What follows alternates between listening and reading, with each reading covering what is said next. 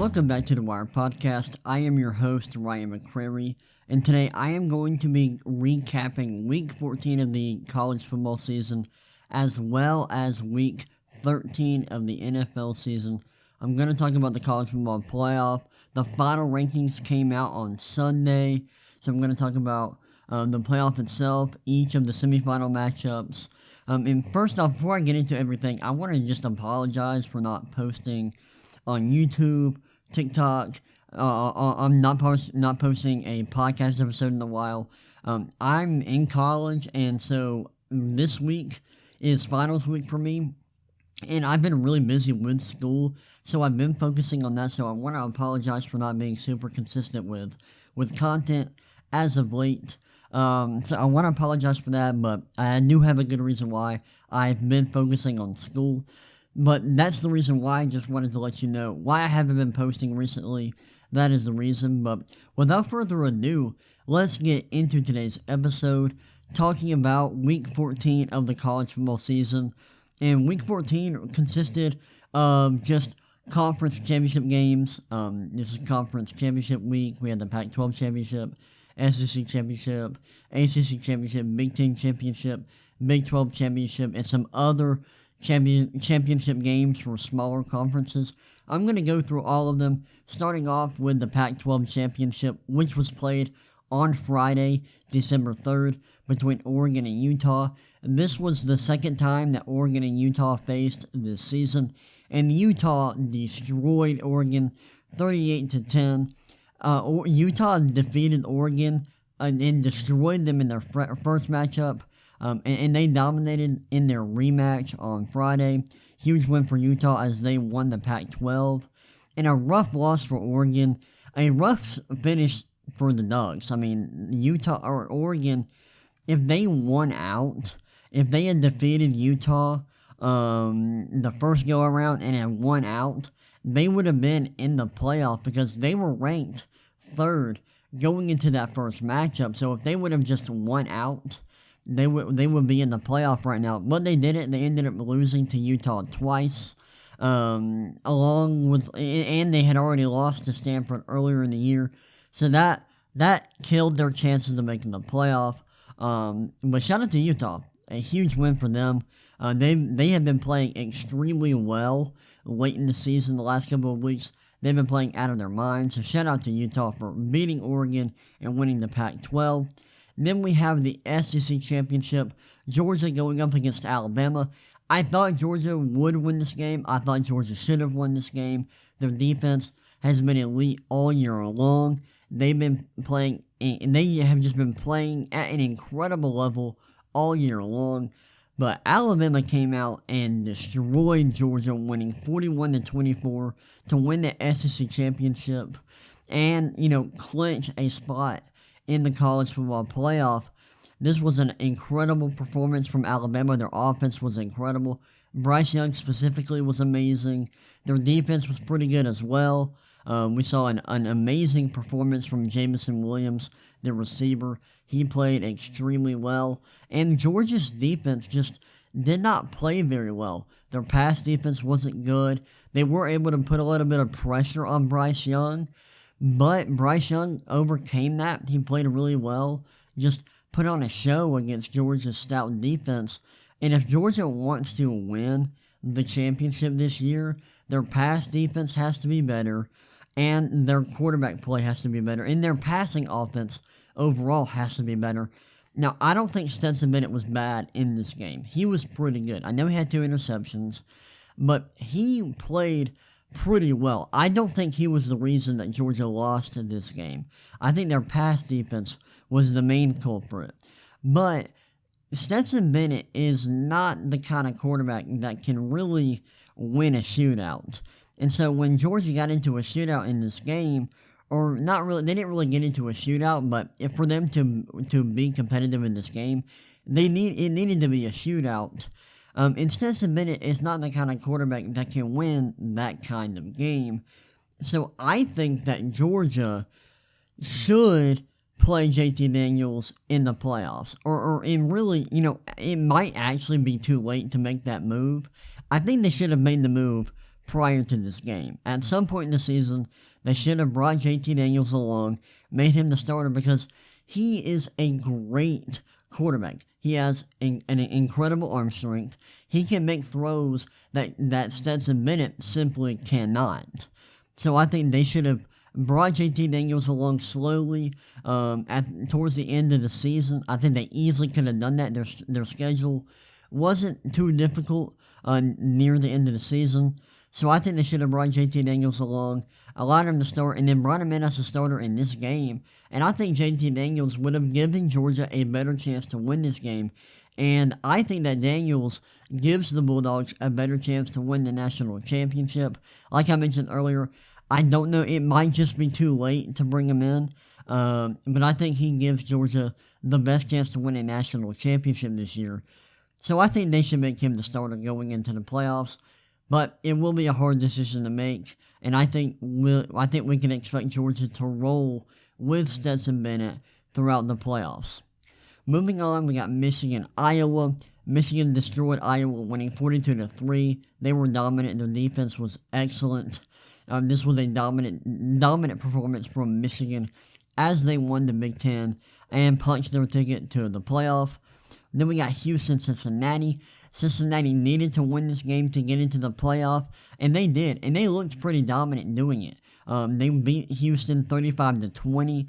It was a close game in the first half, but in the second half, Cincinnati came alive. Their defense was excellent, and their offense was really efficient, and they ended up winning this game by 15 points. And Cincinnati punched their ticket to the playoff with this victory because of the result of the Baylor-Oklahoma State game, in which Baylor beat Oklahoma State 21-16. Huge win for Baylor, huge loss for Oklahoma State. This was an excellent performance by Baylor's defense, and just a really, really disappointing performance from Oklahoma State's offense. Oklahoma State turned the ball over 4 times, I believe. Let's look at the box score. Yeah, they turned the ball over 4 times. Spencer Sanders threw 4 interceptions. And that really killed them. It gave Baylor great field position all game long. And Oklahoma State's defense wasn't even bad. I mean, they only gave up 21 points, which is really impressive considering how many times Baylor had a great field position. And Baylor didn't score in the second half. So I think Oklahoma State's defense was really impressive, was really good. I just think their offense was awful. They only scored 16 points. They turned the ball over 4 times. So just a rough performance from their offense. But shout out to Baylor. Their defense played well. And they got a huge stop at the end of the game on the goal line to secure the victory. And this was a huge win for Baylor. They won the Big 12. They went 11-2 this year. And they had a chance to make the playoff at the end. Now, we know they didn't, but this was a huge game, and they needed to win this game to have any chance at making the playoff. But just shout out to Baylor. They had a great season, and this was a huge win. And Oklahoma State, I think if Oklahoma State wins this game, they have a legitimate shot to make the playoff because they would only have 1 loss. It would be a bad loss to Iowa State, but they would only have 1 loss, and they would have a plethora of quality wins. They would have beaten Baylor twice this year. They would have beaten Oklahoma, and that would have been a very impressive resume. And, you know, the committee might have just put them in the playoff over Cincinnati, but you never know. And we'll get into that later when I talk about the playoff rankings. Let's move on. Pittsburgh beat Wake Forest in the ACC Championship 45-21. This was a very impressive showing from both teams offensively, but Pittsburgh won by 24 points. A dominant performance from their offense. Then we got Utah, San Diego State. Utah State destroyed San Diego State 46-13. Utah State's defense was very impressive in this game, and their offense was as well, and they won this game by 33 points. Shout out to Utah State. Then we got Louisiana and Appalachian State. Louisiana beat Appalachian State 24-16 to win the Sun Belt Conference Championship. Shout out to Louisiana winning this game by 8 points to clinch their Sun Belt title. A big win for Louisiana. Now let's talk about the college football playoff rankings and what they ended up looking like. Can I find this? Yes, let's do this. So, here was the top 10. So the top 10 was Michigan State 10, Oklahoma State 9, Ole Miss 8, Baylor 7, Ohio State 6, Notre Dame 5, Cincinnati 4, Georgia 3, Michigan 2, and Alabama 1. So the playoff ranking, the top 4 is Cincinnati 4, Georgia 3, Michigan 2, and Alabama 1. Do I like these rankings? I really do. I think these rankings are really good. I think they're accurate. I think the committee actually did a very good job with the rankings this year. I was impressed by how good they were. I have my own ranking model. I've been posting the rankings from this model every week for the last couple of weeks. And here's the top 10 that my rankings put out. They have, in my rankings, use FPI rankings, strength of record, and game control, with a heavy emphasis on strength of record. Strength of record makes up 60% of these rankings. So resume matters a lot with these rankings. And so here was the top 10. Baylor 10, Oklahoma 9, Ole Miss 8, Oklahoma State 7, Ohio State 6, Notre Dame 5, Cincinnati 4, Michigan 3, Georgia 2, and Alabama 1. So it had the same top 4, just a different order. But I don't think, I don't think that there was I'm sorry, let me actually be able to talk. I have no issue with Michigan being number 2. I think that is a fine ranking. I know my model had Georgia 2 and Michigan 3. I don't care that much about the placement there. It doesn't matter that much to me whatsoever. It really just does not matter. They're both going to have to play each other either way. Where they are ranked, whether Georgia's 2 and Michigan's 3 or flip-flop, it does not matter whatsoever. All that matters is that the committee got the top 4 teams correct, and I think they did. I know some people might wonder, why isn't Baylor higher than 7? And the reason why is because, in my opinion, is because Baylor had the 9th ranked strength of schedule. And you might be wondering, well, hey, they had a lot of quality wins this year. They had a very good resume. And yes, they did. But they had 2 losses. And one of their losses was to 5-7 TCU, which was an awful loss. And I think that loss really hurt their strength of record. I think it really hurt their resume. And I do believe the committee looks at strength of record, and their strength of record just wasn't worthy of being in the top 4 conversation. Like I said, they had the 9th strength of record, which wasn't good. And even if you want to make an argument that Baylor was one of the top 4 teams based on team strength, I don't think you can do that because they ranked 18th in FPI. So I just don't see an argument for Baylor to be in the playoff conversation. I think that Notre Dame and Ohio State I think that them being at 5-6 is fine. I think Notre Dame was easily, I think them being the 5th team in the nation is correct. They ranked 5th in strength of record, and you might be wondering, well, how? Because their strength of schedule wasn't good. And the reason why is because they went 11-1 against a solid strength of schedule. Their strength of schedule wasn't bad at all. Let me see if I can find it. This shouldn't take that long to pull up. Their strength of schedule wasn't terrible, and I know they didn't play. I don't think they only played one top 25 team, and that was Cincinnati, who they lost to. But their strength of schedule was not bad whatsoever. They had the 52nd strength of schedule. Not terrible. That was a lot better than, say, Cincinnati. That was comparable to Oklahoma. So I don't think their strength of schedule was that bad. And they went 11-1 against that schedule. That's impressive. Going 11-1, playing against a Power 5 schedule, which is basically what they played. I know they're independent, but they played a Power 5 schedule. And they went 11-1 against that. Now, I don't think Notre Dame really had an argument to be in the playoff. They did not have an argument to be in over Cincinnati. Their strength of record was 5th, which was lower than Cincinnati's.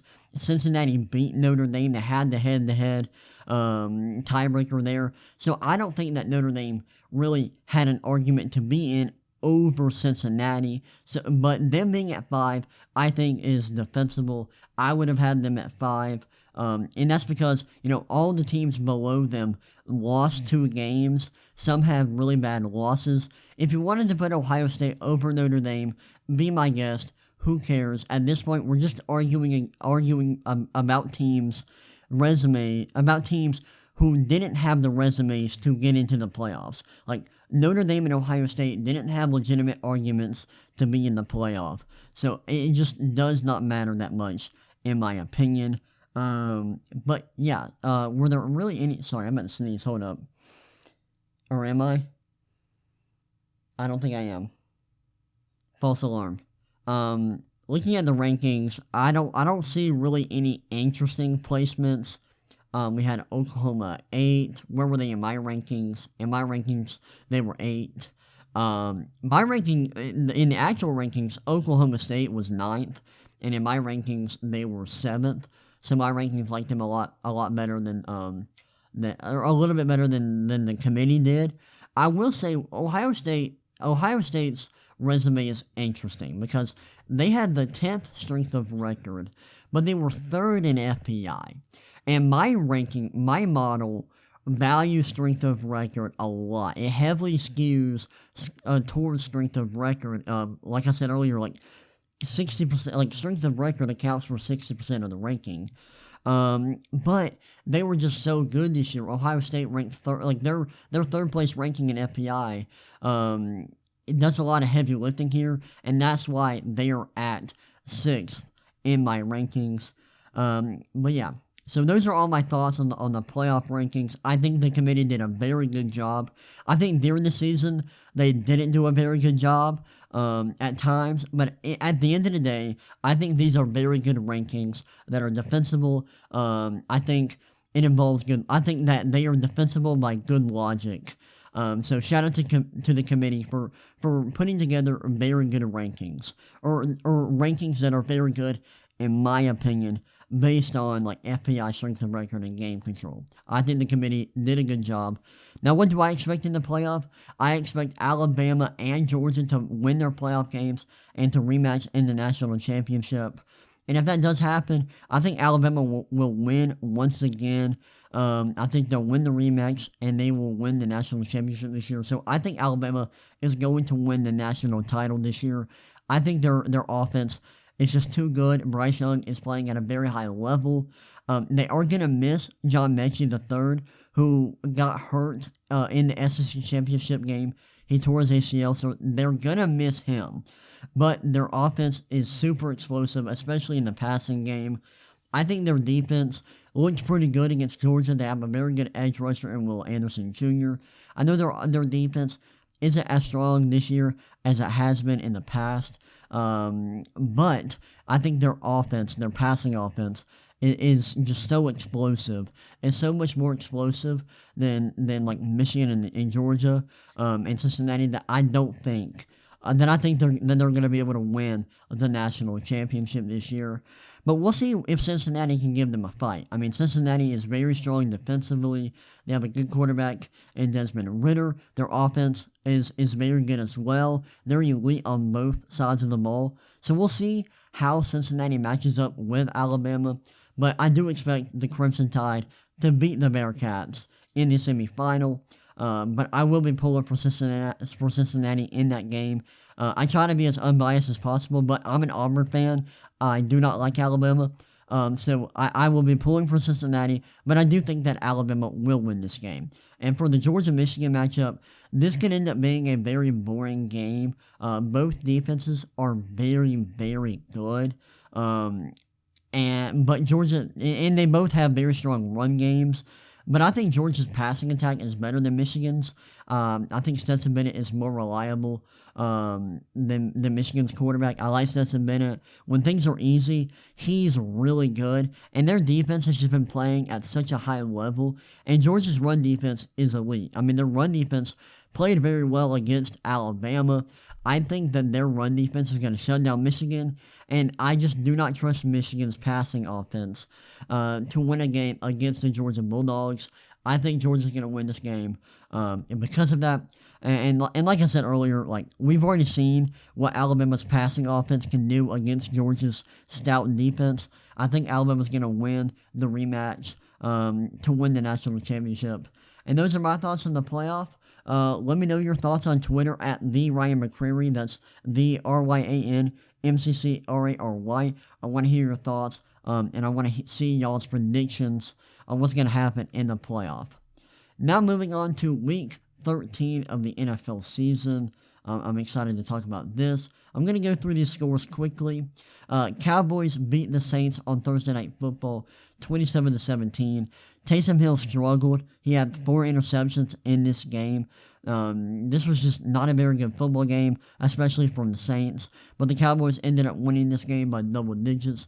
Big win for the Cowboys, who are now 8-4 on the season.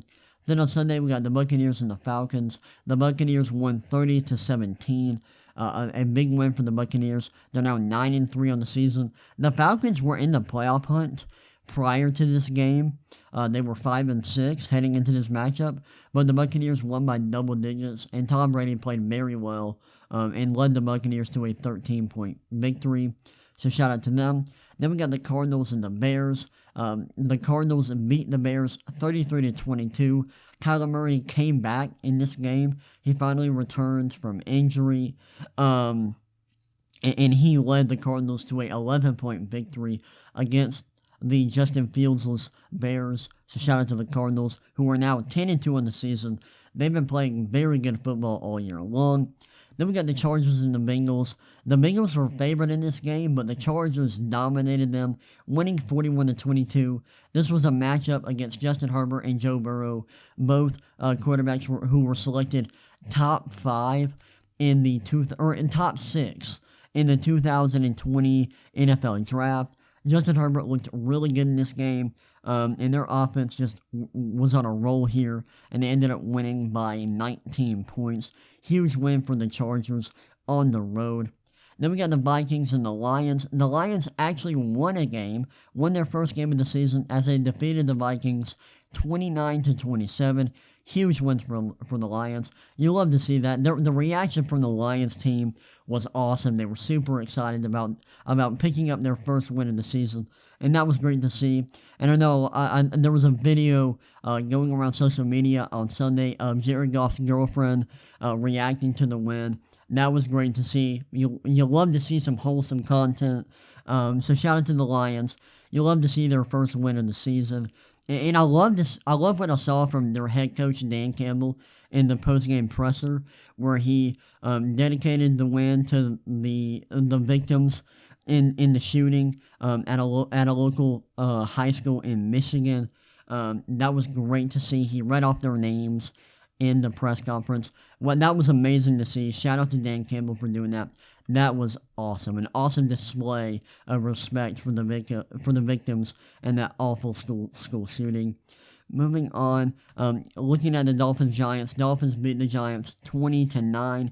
Daniel Jones was not available in this game. He was out, and Mike Glennon did not play well, and that is why the Dolphins were able to win by 11 points here.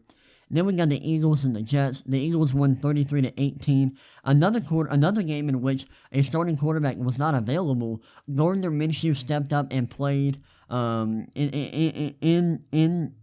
am I trying to say? He played because Jalen Hurts was out with an injury, and Minshew played really well. I want to give him some love. He had 242 yards, 9.7 yards per attempt, 2 touchdowns, and 0 interceptions, had a passer rating of 133.7, and a QBR of 78.3. Zach Wilson also returned from injury, and played pretty well. Honestly, had one of his better games of the year. He had 226 yards, 5.9 yards per attempt. That's not great, but he had 2 touchdowns and 1 interception for a QBR of 38 and a passer rating of 83.9. Not the most impressive numbers, but relative to what he's done this season, that was a pretty good performance for him. So shout out to those quarterbacks. But shout out to Gardner Minshew. He's been sitting on the bench all year long, and he rose to the occasion when his name was called, and he played very well and led the Eagles to a 14 to a 15-point victory over the Jets on the road. Huge performance from Minshew. Shout out to him. He played extremely well.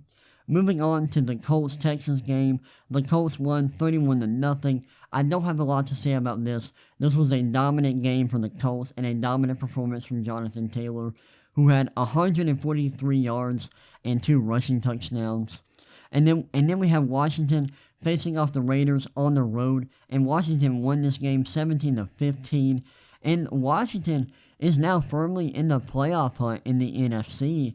They've been on a roll recently. They just beat the Raiders. They beat the Seahawks last week. They're on a roll. It'll be interesting to see if they can make the playoffs. Then we got the Rams and the Jaguars. The Rams destroyed the Jaguars, winning 37-7. They won by 30 points. Huge game from the Rams offense, which hasn't been playing that well as of late, but they did in this game. A big win for the Rams, who had lost the last 2 games, I believe. But they got back on track with a win at home against the Jaguars. Then we got the Steelers and the Ravens. The Steelers won 20-19. The Ravens, they were winning this game. They were in total control of this game. But the Steelers scored 17 points in the fourth quarter, and the Ravens, they scored a touchdown in the last couple of seconds of regulation, or the last minute of regulation, with a chance to tie, but they elected to go for 2 to win the game, and they did not convert, so they ended up losing this game by 1 point. Big win for the Steelers, who are now 6-5-1 on the season. Then we got the 49ers and the Seahawks. The Seahawks won this game 30-23. Big win for the Seahawks. They have not had a very good year this year, so they needed the win here, and they got one, winning by 7 points at home. A rough loss for the 49ers. Just not a very good showing for them. Then we got the Broncos and the Chiefs. Chiefs beat the Broncos 22-9 at home. The Chiefs had a rough start to the season, but they've been playing very well recently, and they got another big win here, winning by double digits at home. Big win for them. And then to close things out, we got the Patriots and the Bills. Patriots beat the Bills 14-10 on Monday Night Football in a crazy game with unbelievable weather. It was snowing a little bit. There was like a crazy amount of wind in this game. And Mac Jones and the New England Patriots were able to win this game with Jones only throwing 3 passes.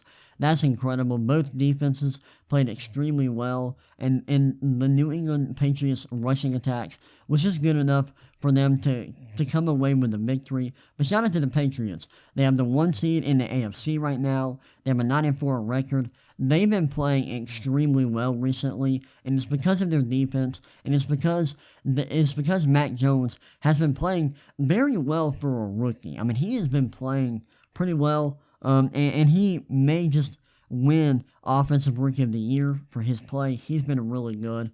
But yeah, that's all I have for the NFL games. That's my recap. And that's really all I have for today's episode of the podcast. I do want to do an episode about the NBA and college basketball. I've been slacking with my coverage of the NBA and college basketball on this podcast, but I want to get back into it, especially with Christmas break coming up. But yeah, that's all I have for today's episode. If you want to see more content from me, check out my website at thewiresports.com.